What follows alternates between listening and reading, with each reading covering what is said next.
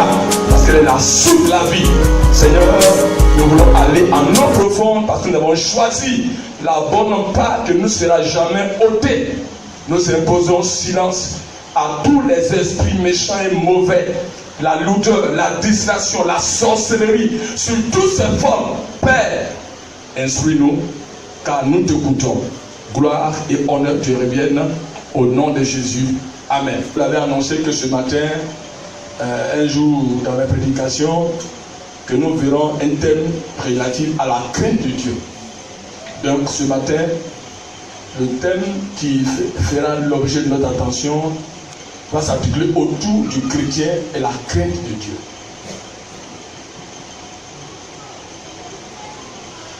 Vous savez que nous sommes arrivés à une époque où il faut instruire les chrétiens de cette époque-là sur les réalités de ce que c'est que Dieu lui-même, ce que ça implique, la crainte de Dieu, qui est différente de la crainte des hommes. Quand on fait une analyse, on s'en rend compte que autour de tout ce qui se passe, que nous voyons sous nos yeux, par rapport aux actes que certains chrétiens posent, on se pose la question, est-ce que la crainte de Dieu de nos jours est une réalité?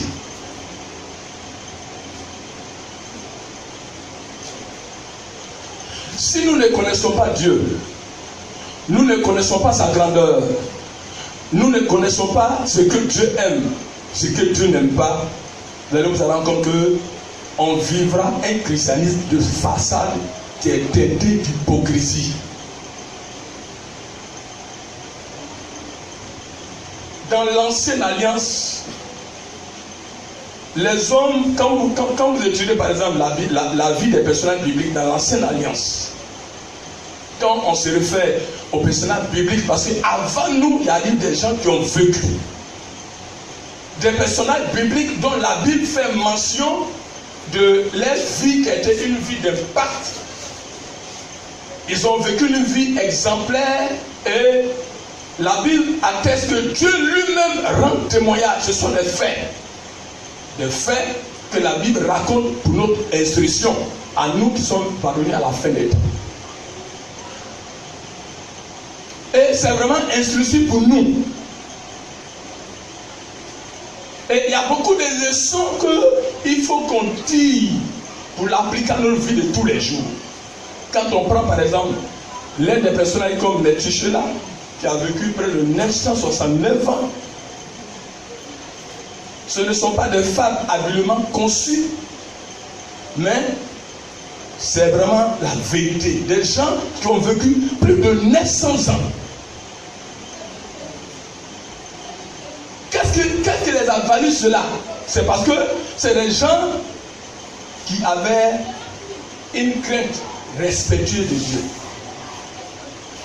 C'était des gens qui ont vécu une vie de piété conforme aux principes et aux normes de Dieu, aux principes du royaume.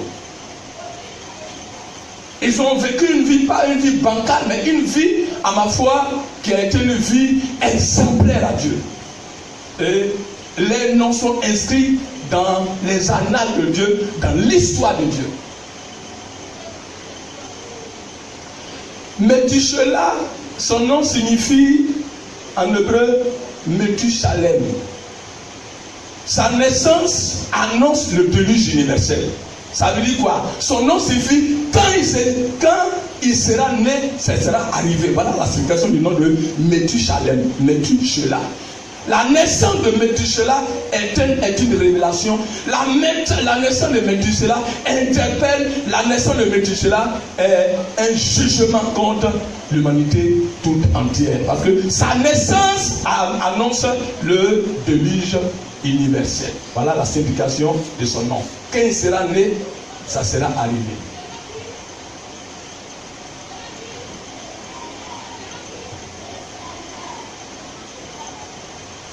Le manque du respect des principes de Dieu de nos jours aujourd'hui a fait que Dieu était dans l'obligation d'abréger à cause du péché, à cause de la corruption morale. Dieu était obligé d'abréger la vie de l'homme sur la terre à 120 ans. Et aujourd'hui, quand on fait les statistiques, l'espérance de vie en Afrique subsaharienne ne dépasse pas 45 ans. Parce que la Bible dit que l'homme boit l'iniquité comme de l'eau. Le sacré aujourd'hui ne dit plus rien aux chrétiens de cette époque contemporaine. La crainte de Dieu n'est plus de mise. Les valeurs morales sont renversées.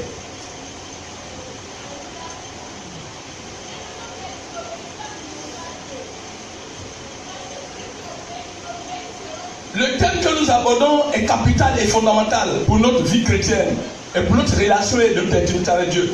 Le manque de crainte de Dieu nous pousse à vivre comme nous voulons, comme bon nous semble.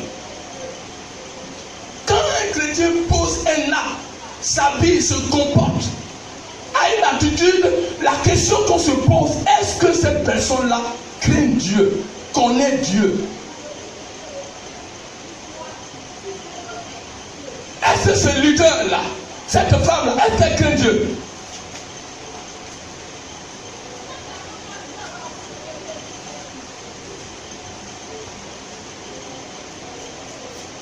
Avant de définir ce que c'est que la crainte de Dieu, nous allons définir le mot chrétien.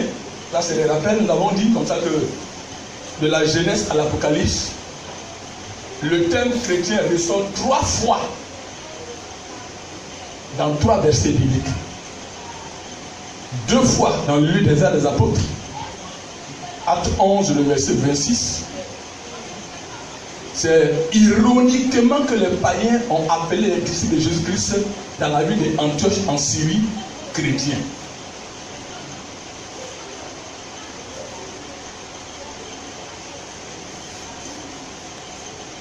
Et les théologiens disent comme ça que ce néologisme va s'évanouir, va se positivité pour donner une marque identitaire. Dans le deuxième passage, dans Acte 26, le verset 28, que les gens ont qualifié de soutenance de l'apôtre Paul dans sa défense devant le roi Agrippa. Il est en train de faire ce qu'on appelle l'apologie de la foi, la défense. Parce que Paul a estimé qu'il a été accusé injustement et donc il a fait appel pour comparer devant César à Rome. Il faut que vraiment la volonté de Dieu s'accomplisse parce que l'empire devait connaître le Christ. L'évangile devait se répandre dans l'empire romain. Paul, tellement que Paul était très éloquent, instruit dans la civilisation gréco-romaine, il parlait plusieurs langues. Paul, tellement que Paul va dans sa soutenance, le roi Agrippa va dire à Paul que tu vas me persuader de devenir chrétien. Tu vas me convaincre, tu vas me persuader à t'entendre. Si je ne prends pas garde, je vais devenir comme toi. Tu vas me persuader à devenir chrétien.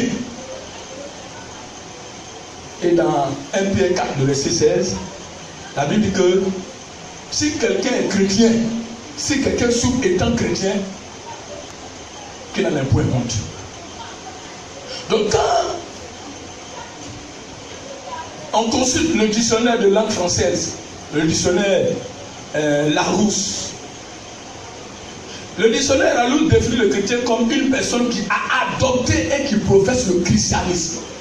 Donc, les gens ne sont pas unanimes par rapport à la définition du christianisme. Le christianisme, là, c'est vrai que d'aucuns disent que c'est une religion, mais dans la réalité, le christianisme est différent de la religion. Le christianisme, la religion, ce sont les hommes qui vont vers Dieu. Alors que le christianisme, c'est Dieu lui-même qui vient vers l'homme. Donc, religion, religare, qui veut dire l'effort que l'homme fait pour atteindre Dieu, alors que le christianisme est une relation avec quelqu'un qu'on appelle le Christ.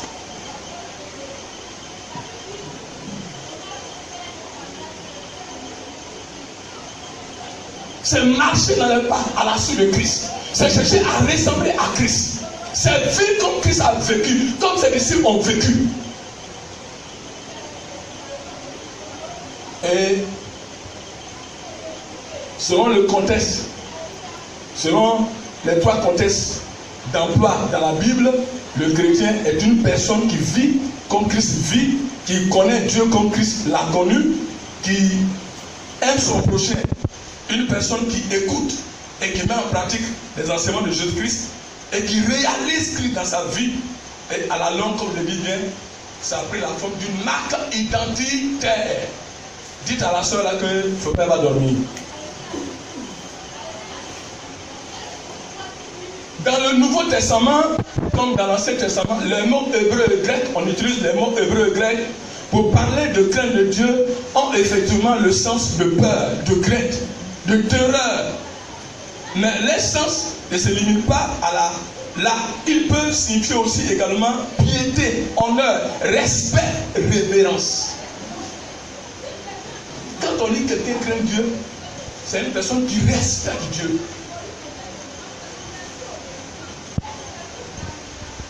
Qui honore Dieu avec respect, avec révérence. Une manière de l'adorer.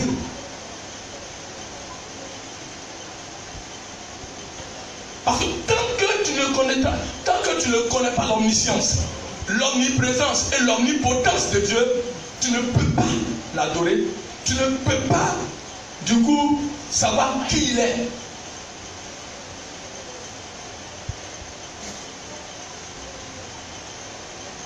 Dans la Bible, il est souvent fait mention de crainte de Dieu comme d'une chose nécessaire, indispensable, même pour ceux qui vivent pieusement. Donc, quand vous lisez dans la Bible, la crainte de Dieu, c'est la haine du mal. On dit quand quelqu'un craint Dieu là, il a la haine du mal.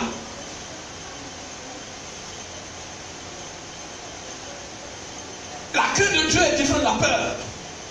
C'est pas quand faut pas voir le pasteur venir te rendre visite, le pasteur va te rendre visite, et puis c'est là maintenant tu vas courir dans ta chambre pour aller prendre ton foulard, et puis tu vas mettre ta tête là, tu vois même là, il y a un trou dedans, je sais pas comment c'est, pasteur est venu là, non, le pasteur il n'est pas Dieu, c'est l'hypocrisie qui est là. Quand on rend visite souvent, on voit des femmes qui sont en petit pan, il y en a qui sont en culotte, tout ça là. Le pasteur n'est pas Dieu, le pasteur il est pécheur comme toi. Le pasteur cherche pas aller au ciel. C'est pas, ça c'est l'hypocrisie. Et il y a beaucoup d'hypocrites dans nos églises aujourd'hui. Et qui paraissent ce qu'ils ne sont pas. Ils ne sont pas vrais dans ce qu'ils font. Quand ils viennent à l'église ici, ils ont une autre attitude. Quand ils sont en dehors de l'église, ils ont encore une autre attitude. Tu n'es pas vrai. Tu te déguises. Tu as une apparence trompeuse. Tu parais ce que tu n'es pas. Si tu sais que Dieu, il est partout, il est omniscient, il est omniprésent, tu auras sa crainte respectueuse, tu vas l'adorer avec révérence, avec respect. C'est parce que tu ne respectes pas Dieu que Dieu ne peut pas te respecter aussi. C'est un principe.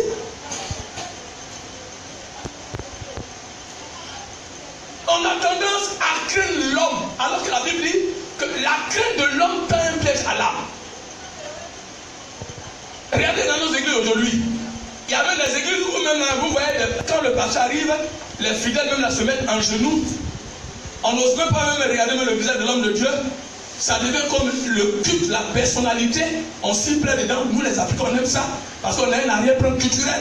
On aime les adorations sataniques, démoniaques, la tradition. Et il y a des bishops. Et il y a des... tous les noms que vous connaissez tous. Bishop, archibishop, général, mon père. Interplanétaire, les toilettes, tout ça là. On aime tout ça là. Mais on craint l'homme. On ne craint pas Dieu. Dieu qui est l'objet de notre adoration, on ne le craint pas, mais c'est l'homme qu'on craint. Elle a dit que ça peut un piège à notre âme. Ça nous crée des problèmes. Et il y a beaucoup d'hypocrisie dans ce qu'on fait dans le christianisme. Et ça fait que on n'a pas d'impact. On n'a pas d'impact. Les gens ne voient pas comment nous adorons Dieu. C'est au bout des lèvres. Parce qu'on ne craint pas Dieu. On peut même être dans un péché pendant des années. Tant que le Saint-Esprit ne nous dévoile pas, on a une conscience qui est émoussée, notre conscience ne fonctionne pas. Et on est assis là et on est endurci. Parce que la crainte de Dieu se fait rare. On n'est pas honnête avec nous-mêmes.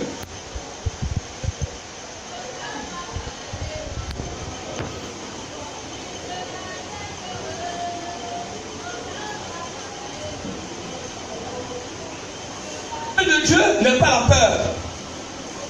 La crainte de Dieu, c'est le commencement de la sagesse. La crainte de Dieu, c'est le commencement de la sagesse. Quelqu'un dit, Amadou Abateba a dit que quand un vieillard meurt, c'est une bibliothèque qui brûle. À quelque part, c'est une vérité, mais ce n'est pas une vérité biblique. On peut être vieillard et être nul et être abouti.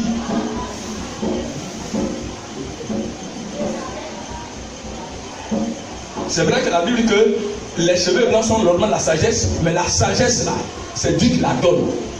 La sagesse ne s'acquiert pas dans une faculté de théologie, dans une faculté à l'université. Non. La sagesse, c'est Dieu qui la donne. Et la Bible dit que celui qui manque la sagesse, qui la demande à Dieu. On a vu l'exemple palpable et éloquent de quelqu'un comme Salomon, qui était un homme très sage dans les jugements. Et à cause de la sagesse, les gens venaient de partout pour s'informer, pour voir ce que les gens disaient de lui. Donc quand quelqu'un craint Dieu là, c'est le commencement de la sagesse, de la science. Quand on lit par exemple, elle implique quoi? La haine du péché et la crainte de son jugement.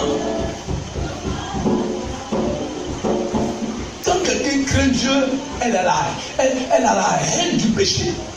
Elle a la haine du péché. Deutéronome 10, le verset 12. Le dirigeant nous lit ça. Deutéronome 10, verset 12.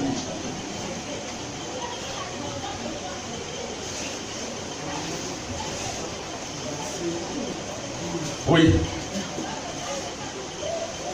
Maintenant, Israël, que demande de toi l'Éternel, ton Dieu, si ce n'est que tu craignes l'Éternel, ton Dieu, afin de marcher dans toutes ses voies, d'aimer et de servir l'Éternel, ton Dieu, de tout ton cœur et de toute ton âme.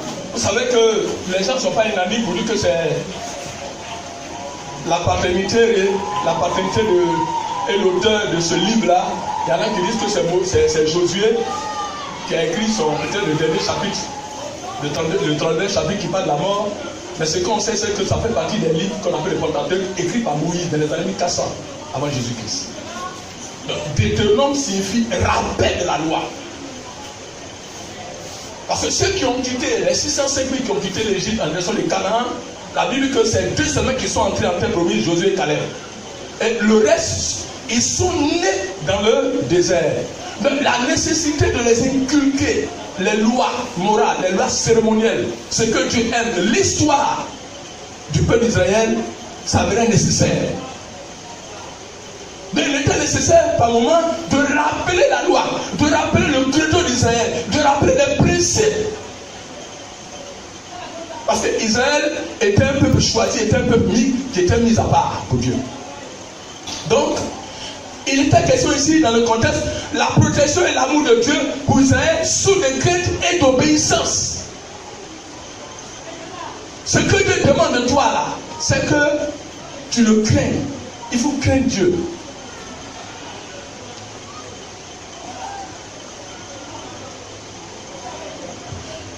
La crainte de Dieu influence quoi? Notre manière de vivre. Nous soumettre à sa discipline et l'adorer avec piété et avec révérence. Hébreux 13, le verset 5.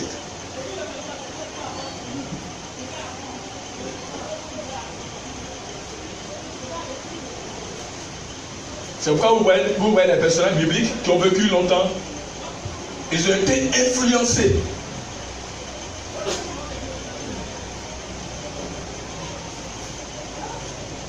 De manière positive. Parce qu'ils avaient une crainte révérentielle, une crainte respectée de Dieu, du Créateur, de notre Père. Hébreux 13, le verset 5. Hébreux 13, verset 5. Ne vous livrez pas à l'amour de l'argent. Oui. Contentez-vous de ce que vous avez. Car Dieu lui-même a dit, je ne te délaisserai point. Oui. Et je ne t'abandonnerai point. C'est ça. Amen. Je ne te délaisserai point et je ne t'abandonnerai point. Dieu, il est digne de confiance. C'est pourquoi on doit le craindre. Il n'est pas un homme pour mentir, ni le fils de l'homme pour se repentir. C'est pas Dieu là, c'est pas un camarade. On ne peut pas le comparer à une divinité quelconque. C'est pas possible. À qui me comparerez-vous en fait mon semblable? Or, moi et après moi, il n'en aura point de Dieu. La même manière que l'Orient est de loin de l'Occident, ses voies sont éloignées de nos voies. Ô profondeur, qui a été son précepteur pour l'instruire? À lui soit la gloire au siècle des siècles. Honneur et gloire te reviennent. Quand nous lisons par exemple le livre des Psaumes, on voit David là, on voit les personnages les bibliques, ceux qui ont écrit les Psaumes là, dans les Psaumes, dans les Proverbes, on voit comment est-ce que ces personnages avaient une crainte respectueuse. Ils adoraient Dieu avec révérence, avec respect. Et leur vie a été influencée.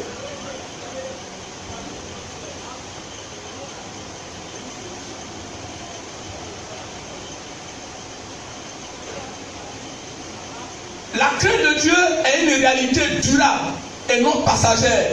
La crainte de Dieu est pure, immuable.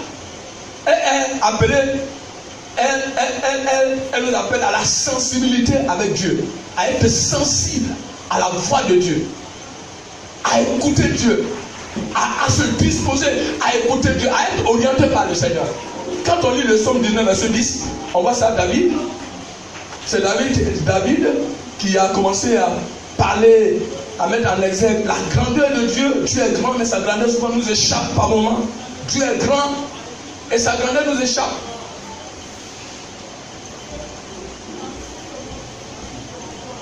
Psaume 19, verset 10. Oui.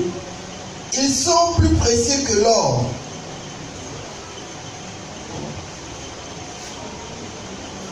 Psaume 19, verset 10. Est pure. La crainte de l'Éternel est pure, elle subsiste à toujours. Les jugements de l'Éternel sont vrais, ils sont tous justes. Ça, ce sont les paroles du psalmiste David, qui a expérimenté la grandeur de Dieu. Comment est-ce que Dieu est grand? Quand vous lisez tout le chapitre de ce psaume 19, vous allez voir que David ici parle ici de la grandeur de Dieu. Est-ce que nous reconnaissons la grandeur de Dieu? Est-ce que nous reconnaissons ce qu'il est, ce qu'il fait, sa puissance? De quoi est-ce que Dieu est capable? Son jugement.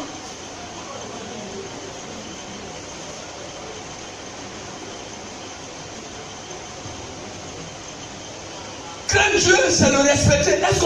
C'est l'honorer? Est-ce qu'on respecte Dieu? On peut respecter un personnage mortel. Mais on a du mal à respecter Dieu, qui est lui-même le Créateur, qui est notre Père, qui voit tout, qui est omniscient, qui sait toutes choses, qui est omniprésent. La seule différence, c'est que Satan n'est pas omniprésent. Il n'est pas partout à la fois. Et c'est ce qui demande qu'il est créature. Il n'est pas créateur. Il est falsificateur, il est corrupteur. Il n'est pas créateur.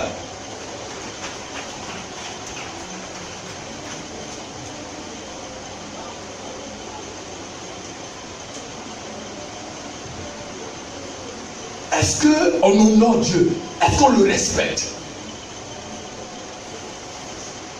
Si nous-mêmes on ne se respecte pas, comment on peut respecter Dieu? Si on ne s'impose pas une discipline, comment on peut craindre Dieu?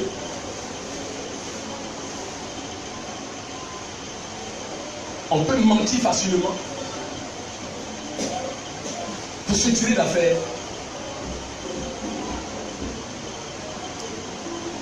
On peut voler facilement, même voler Dieu même. Vous qui utilisez les dîmes, les offrandes, ce qui est interdit, qui remet le droit à Dieu là, comment vous analysez?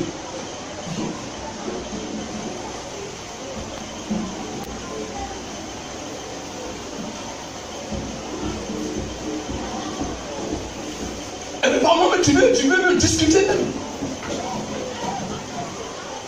Tu veux discuter. Comme si Dieu était à notre service.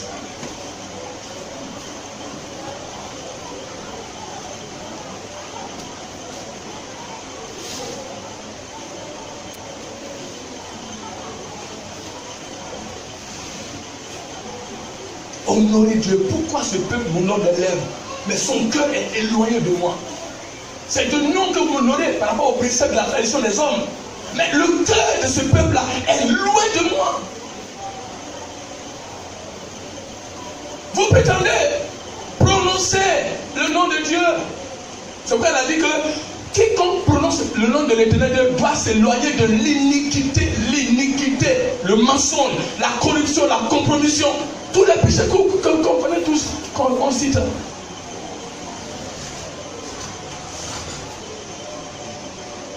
Et c'est ce qui fait qu'aujourd'hui, l'Église aujourd'hui, dans le monde entier, n'a pas de pacte. Parce qu'on ne craint pas Dieu.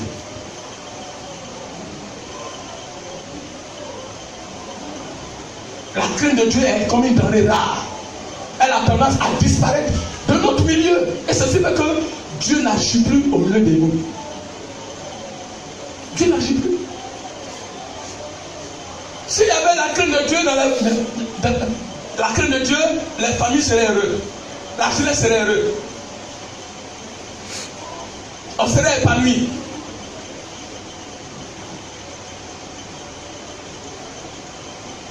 On dit une femme qui craint Dieu est un don de l'Éternel.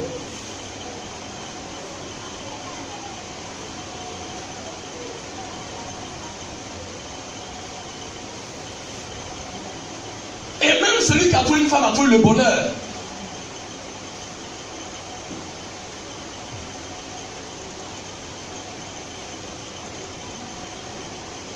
Craindre Dieu, c'est le respecter, c'est l'honorer, c'est se soumettre à quoi? À sa volonté. Dieu a deux volontés, il n'a pas trois, il n'a pas quatre. Des volontés directives et volonté permissive. C'est pourquoi, en tant qu'enfant de Dieu, en tout temps, on doit chercher ce que Dieu veut, ce qui lui plaît. On doit chercher quoi? Ce qu'on appelle sa volonté souveraine. Ta volonté n'est pas la volonté de Dieu. Quand nous lisons la chute de Lucifer, la Bible dit que Lucifer prit sa volonté pour la volonté de Dieu. C'est ce qui a causé quoi? Sa chute. Par moment, on pense que c'est la volonté de Dieu, alors que ce n'est pas la volonté de Dieu, c'est notre volonté. Et quand on est dans notre propre volonté, on a des problèmes. On a des difficultés. À la langue, on s'est dit comme si on s'est trompé. C'est pas Dieu.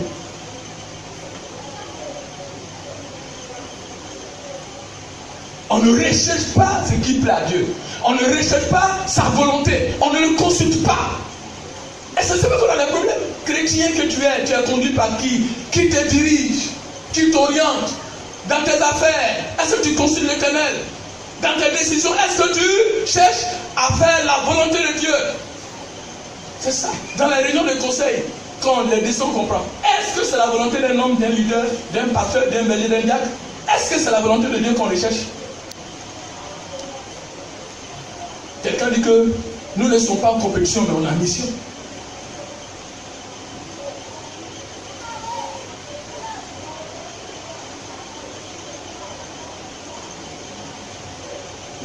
Ce que je suis là, est-ce que c'est la volonté de Dieu? l'acte que je pose, est-ce que ça cadre la volonté de Dieu? La décision que je prends, est-ce que c'est la décision, mais est-ce que c'est la volonté de Dieu? Est-ce que c'est Dieu qui m'a dit de le faire? Et aujourd'hui, comme je le disais un jour à l'un des théologiens, il a dit, aujourd'hui c'est le dieumadisme. Tout ce que l'on dit là, c'est Dieu. On vient voir le pasteur, parce que Dieu m'a dit de divorcer. Parce qu'on m'a dit non, Dieu m'a dit de quitter l'église. Ah, Dieu m'a dit d'aller créer une église. Dieu m'a dit de me retirer. Aujourd'hui, c'est devenu comme on dit, c'est le dieumadisme.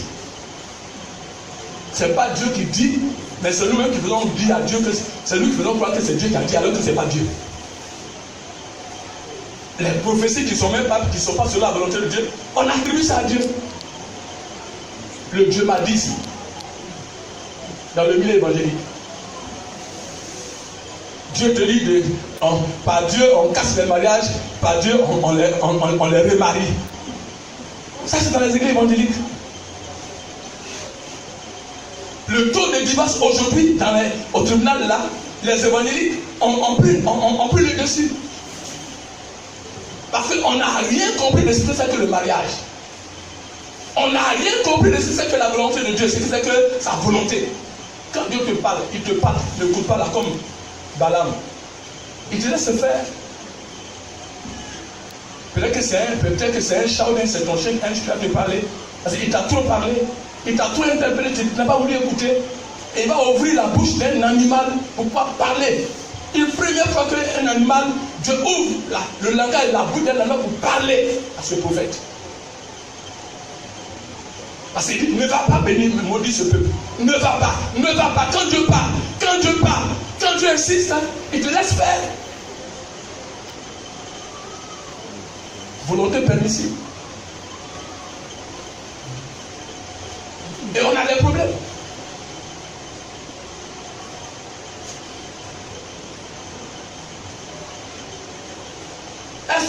Comment vous pouvez comprendre que quelqu'un peut venir dire, pasteur, Dieu m'a mis à cœur d'avorter cet enfant. Mais comment tu t'es arrangé pour aller avec ta femme? Quand tu allais avec ta femme, là, c'était intéressant, non?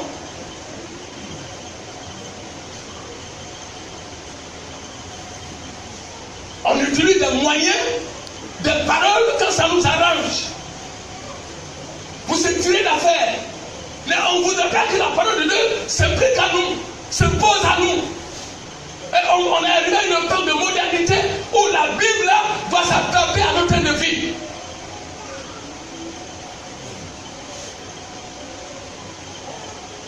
C'est un contraste, c'est une contradiction, c'est un paradoxe.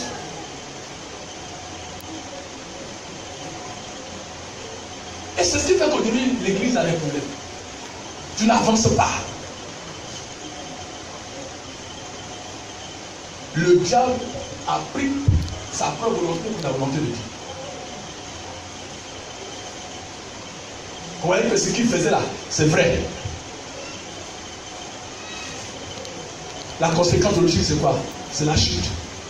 Il a été chassé.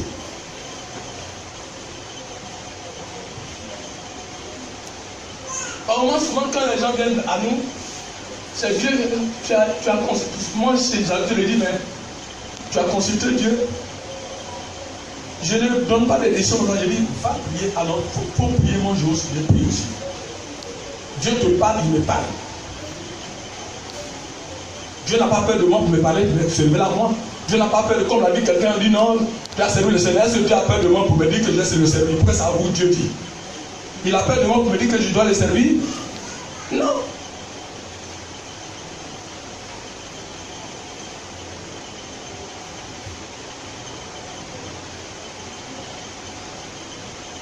C'est le commencement de la sagesse, de la connaissance. Proverbe 1, verset 7.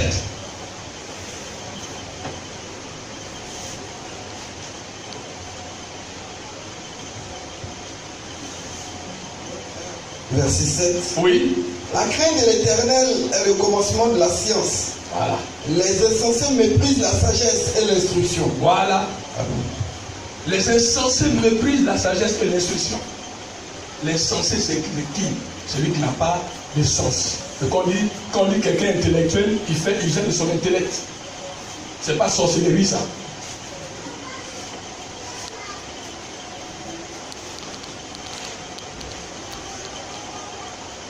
L'insensé dit Dieu n'est pas là. C'est pas vrai? Pour l'insensé, Dieu n'existe pas. C'est pas ça?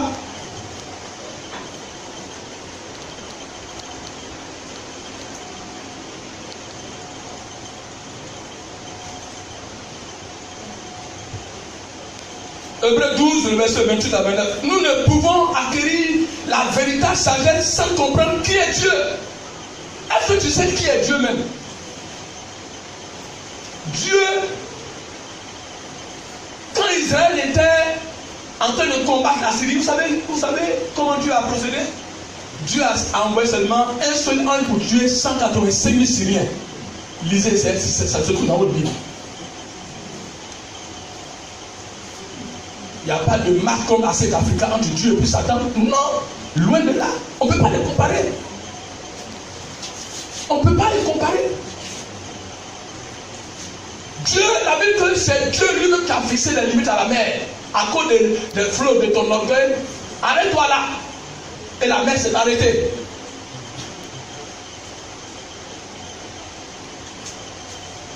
Tu respires Dieu en toi tous les jours, comme l'a dit le prophète Dion. Tu redonnes, il te remet. Il te donne, tu lui remets. Il te donne, tu lui remets. Tu respires Dieu. Dieu en toi, le souffle de Dieu en toi.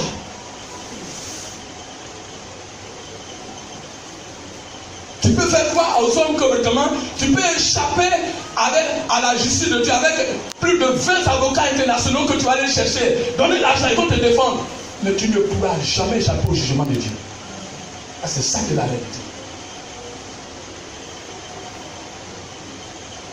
Tu vas te cacher pour pécher, pour dire qu'on ne te voit pas. Tu vas affermir ton péché. Tu vas le cajoler, utiliser des moyens pour habiller ton mensonge, ton adultère. Mais un jour viendra où il y a l'un des noms de Dieu, c'est le temps. Son nom, c'est le temps.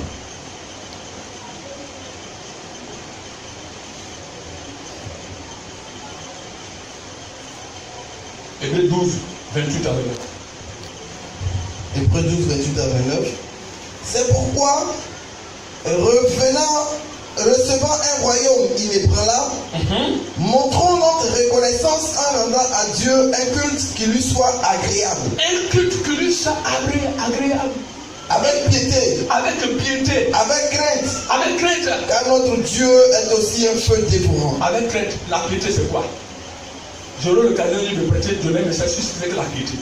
La piété, là, c'est le respect des choses saintes. La piété, c'est un exercice.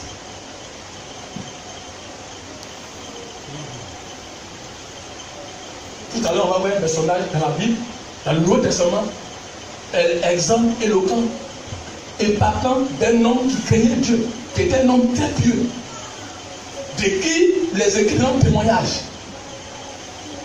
Il n'était même pas israélite, il n'était même pas chrétien. C'est pourquoi faisons attention sur par moment. Dieu là, il utilise qui il veut, comme il veut, par son bon plaisir. On ne peut pas le convoquer dans un tournage humain. Faisons très attention. Souvent on dit non, mais est-ce les chrétiens? Dieu a utilisé Cyrus s'est converti. Jean Paul a dit Cyrus était chrétien? Non. Alors, dans Isaïe 45, c'est pas lui que Dieu a passé pour que Israël n'ait pas. Il était converti, il était chrétien. Si nous sommes chrétiens, qu'on n'a pas le discernement, on n'écoute pas Dieu. Mais Dieu va utiliser qui il veut, comme il veut. Dieu a utilisé l'âme, vous parlez à madame, l'âme est convertie, l'âme est chrétien, l'âme est sauvée. Non.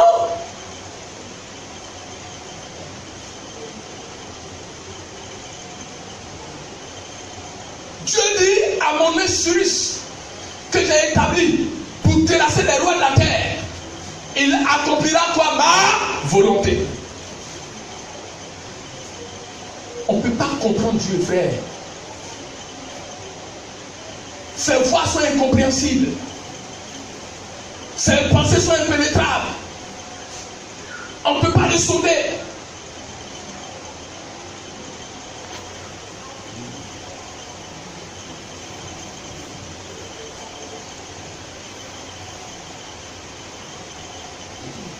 Nous ne pouvons acquérir la véritable sagesse sans comprendre qui est Dieu. Nous devons développer un respect mêlé de crainte à son égard, mes frères. Ceux qui ont transcrit le grec, l'hébreu, l'araméen, ce qu'on appelle les massorettes, quand ils arrivaient au nom de Dieu là, ils avaient des gens où ils se buvaient parce que on doit pas. Ils ont la bière, ils ont le Nouveau Testament, et puis ils parlent le nom de Dieu. Tout le monde parle de Dieu en Côte d'Ivoire ici. Au moment où on parle de Dieu, il est loin de nous parce qu'on ne sait pas qui il est.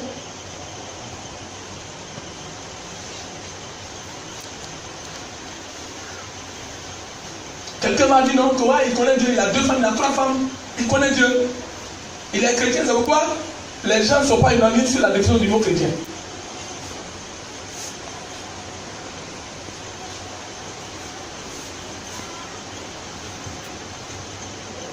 Nous devons développer un respect mêlé de crainte à son égard. La véritable sagesse ne peut venir que de notre compréhension de Dieu, de sa sainteté, de sa justice et de son équité.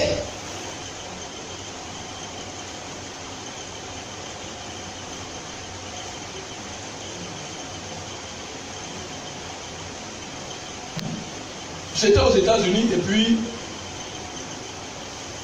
un chrétien qui a fait enfant avec une américaine là-bas. Avec ceux qui vont de l'autre côté là-bas là. Il y a beaucoup qui sont dans le faux. Voilà. La majeure partie de ces personnes-là, ils font. Qu'est-ce qu'ils font? Ils s'en aillent pour faire ce qu'on appelle mariage business. Ça peut peut-être coûter peut-être $20,000.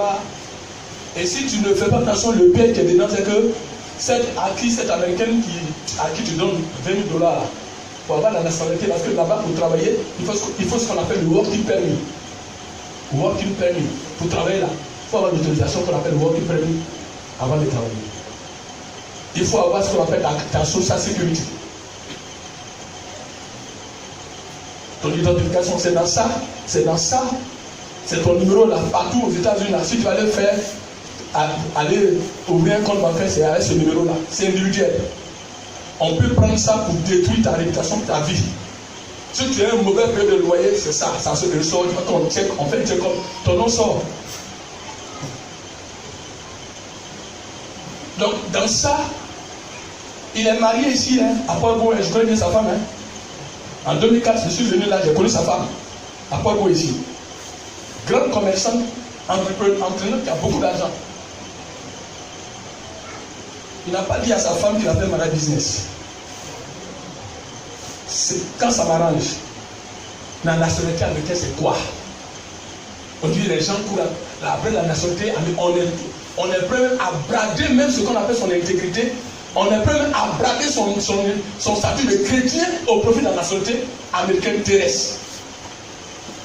Parce qu'il y a des avantages qui sont rattachés à mon statut d'américain. Dans ça, la femme américaine l'a obligé à coucher avec elle. Et puis ils ont fait un enfant. Cette vitesse-ci n'était pas au courant. Ça, c'est quel chrétientisme? C'est quel chrétientisme? Et un jour, il y a une même étude qui m'a dit non, pasteur Solange, parce qu'il fallait défendre à l'immigration pour dire que voilà, je ne peux pas le faire. Je ne peux pas me compromettre. Parce que là-bas, il faut mentir. Si tu ne mens pas, tu es un clown, tu ne vaux rien, tu ne connais rien.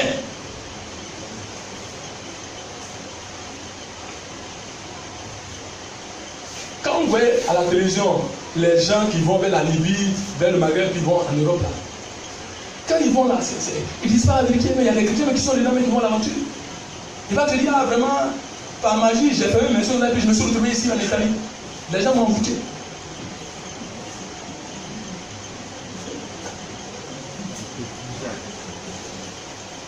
Madame va désirer venir aux États-Unis saluer son mari. Première tentative, elle n'a pas de visa. Deuxième tentative, troisième tentative, elle va avoir de visa. C'est nous, ma femme et moi, qui sommes allés l'accueillir à l'aéroport. On a passé 2 nuits avec elle. elle a pris le temps pendant 2 minutes en train de pleurer. Pourquoi son mari peut lui faire ça?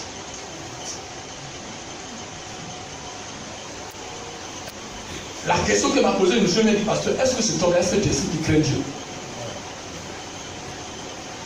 Est-ce qu'il craint Dieu?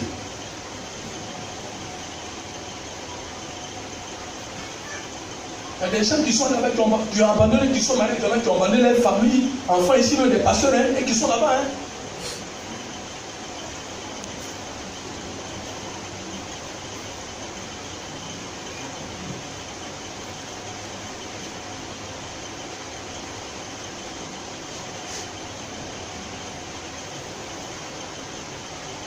Acte 10, 1 à 2, disons.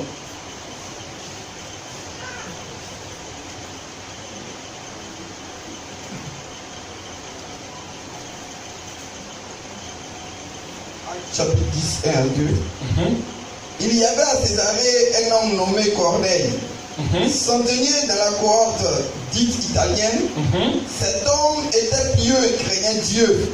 Avec toute sa maison, il faisait beaucoup de monde au peuple. Merci beaucoup. Et priait Dieu continuellement. Ne confondez pas, parce que quand on lisait dans la Bible, il y a 2 Césarées. Il y a un Césarée où j'ai eu la grâce d'aller, Césarée de Philippe. Et puis l'autre Césarée est à 50 km de Jérusalem, en Judée, nord de la Méditerranée, à Jaffa précisément. Quand vous y allez, on vous montrera la maison de Corneille. On vous montrera, parce qu'il y a un port, selon le guide a dit comme ça que par Jaffa, les bois, les gens apportaient du bois à Salomon. C'est par là que s'attendissait la construction du temple de Jérusalem. C'est un port maritime. À 50 km de Jérusalem. Ça existe jusqu'aujourd'hui. Quand vous allez voir la maison, vous montrez la maison de Corneille, le centenier romain. Il n'était pas chrétien, c'était un officier qui était allé sur sang dans l'armée romaine. Ce qui est intéressant de ce personnage dont la Bible fait mention, on dit cet homme-là était pieux, il était pieux et il craignait Dieu. Il n'était même pas chrétien, il n'était pas converti. Il était pieux et il craignait Dieu. C'est celui que Dieu va envoyer dans une mission Pierre pour dire que maintenant l'évangile va être accessible aux païens maintenant. C'est que Dieu, c'est que tu trouves impur, Dieu voit cela pur. Parce que lui, en tant que juif, il ne devait pas s'habiller. Il ne devait pas, parce que les païens étaient considérés comme des hommes impurs, qui ne connaissaient pas Dieu. Et toute sa maisonnée aussi, il faisait assez de monde. Quel témoignage éloquent.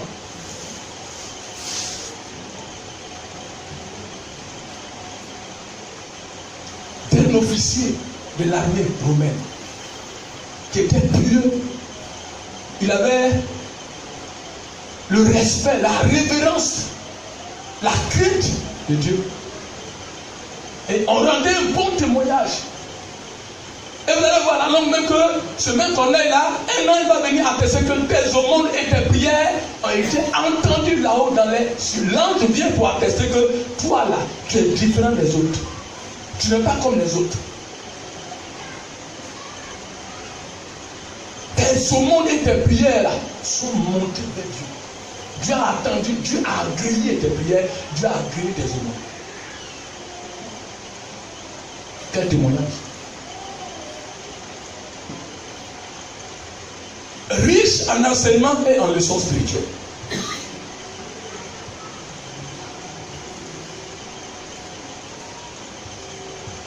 La crainte de Dieu nous pousse à comprendre son omniscience, son omniprésence, son omnipotence. La crainte de Dieu, c'est avoir la conscience de Dieu. Quand on dit que quelqu'un craint Dieu, là, la personne a la conscience de Dieu. Elle doit être enseignée.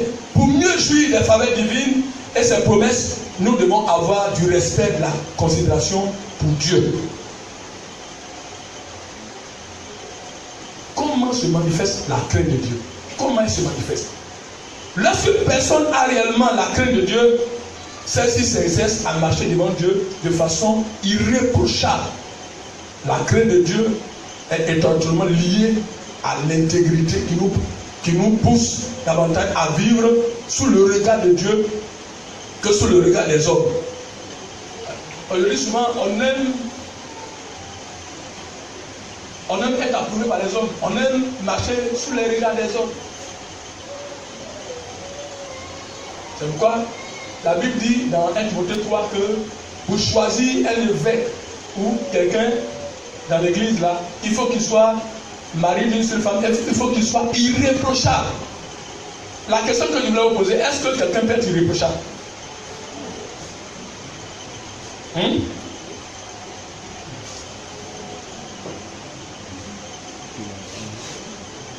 Est-ce que quelqu'un peut être irréprochable? Je ne vous entends pas bien. Ok. Hein?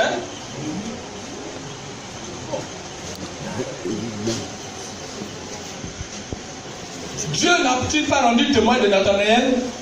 Dieu n'a pas rendu témoin de Nathanaël pour dire voilà un Israélite en qui il n'a pas de fraude. Dieu n'a pas dit ça.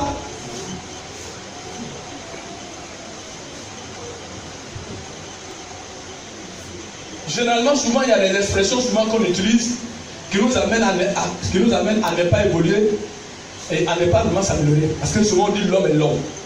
Mais quand on dit l'homme est l'homme, ça veut dire que l'homme est ce qu'il est. Il n'est pas appelé à changer, à évoluer. Il n'est pas appelé vraiment à se débarrasser des scories, de tout ce qui n'est pas combattu à la foi chrétienne. Ça, c'est un piège. Quand on dit l'homme est l'homme, c'est des excuses pour demeurer dans le péché, dans notre état. L'homme est appelé à changer. Oui. Si la Bible dit que on est irréprochable, il y a des hommes qui sont irréprochables. Dans la Bible fait mention, ils ne sont pas descendus de notre planète, c'est les mêmes hommes qui ont des vertèbres, qui ont le sang, qui ont vécu des réalités que nous vivons aussi. Il n'y a rien de nouveau. Ce que les personnages bibliques ont vécu, nous, on le vit encore. On le vit encore, à l'aise encore, et ils n'avaient pas le Saint-Esprit. Alors que nous, on a la grâce d'avoir le Saint-Esprit, qui nous aide, qui nous conduit, qui nous dirige dans la foi. Mais regardez leur contexte, comment est-ce qu'ils avaient la crainte de Dieu. Comment est-ce qu'ils vivaient une vie de piété conforme au principe de Dieu, au principe du royaume. Et nous qui avons le Saint-Esprit.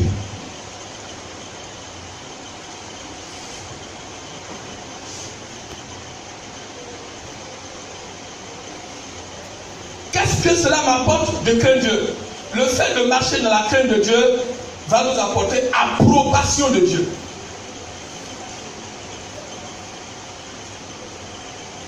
Ça me coûte quoi de marcher dans la crainte de Dieu? Qu'est-ce que la crainte de Dieu m'apporte? La crainte, la crainte de Dieu, le fait de marcher dans la crainte de Dieu va m'apporter, c'est que l'approbation. Tu es approuvé par Dieu. Tu n'es pas réprouvé par les Dieu, mais tu as l'approbation. Le plus important d'un chrétien, d'un leader, d'un homme de Dieu, c'est qu'il a l'approbation. Il est approuvé par Dieu. Il y a des gens que Dieu n'approuve pas les voix. Il y a des gens qui n'ont pas l'approbation de Dieu. Ils n'ont pas la caution de Dieu. Dieu ne les connaît pas. On peut être au service de Dieu sans qu'on ne soit connu par Dieu.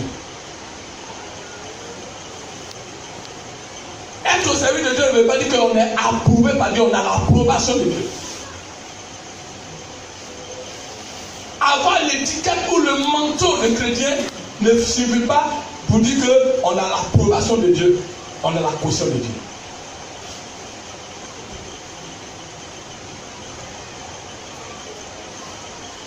L'approbation de Dieu, la prospérité, la bénédiction, l'assurance devant lui.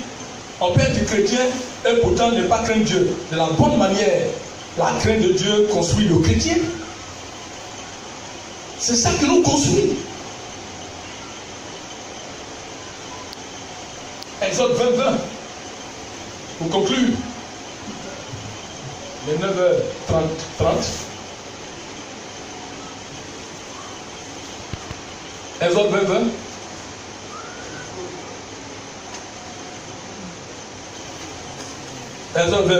Exode 20, verset 20. Moïse dit au peuple, ne vous effrayez pas, car c'est pour vous mettre à l'épreuve que Dieu est venu. Et c'est pour que vous ayez sa crainte devant les yeux, afin que vous ne péchiez point. Voilà. Exode 20. Moïse dit au peuple, ça c'est après les 10 commandements. Moïse dit au peuple, ne vous effrayez pas, car c'est pour vous mettre à l'épreuve que Dieu est venu. Et c'est pour que vous ayez sa crainte devant les yeux, afin que vous ne péchez point. Acclamons le Seigneur. Ne soyez pas effrayés. Tout ce que Dieu fait là, le plus important, c'est de s'aimer la crainte de Dieu parmi le peuple d'Israël. Pour ne pas que vous péchiez contre l'Éternel.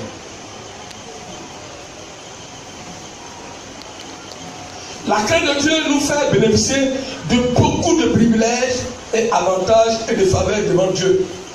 Craindre Dieu, c'est ce que doit faire tout homme. Ta vie sera équilibrée tant que tu demeures dans la crainte de Dieu, cette crainte respectueuse. Frère, il y a des avantages qui sont rattachés à notre statut d'enfant de Dieu quand on craint Dieu. Quand on a une vie de révérence, qu'on respecte, quand on honore Dieu. Et que cela se fasse pas dans l'hypocrisie, mais dans la vérité, dans la sincérité, dans l'honnêteté. Prions.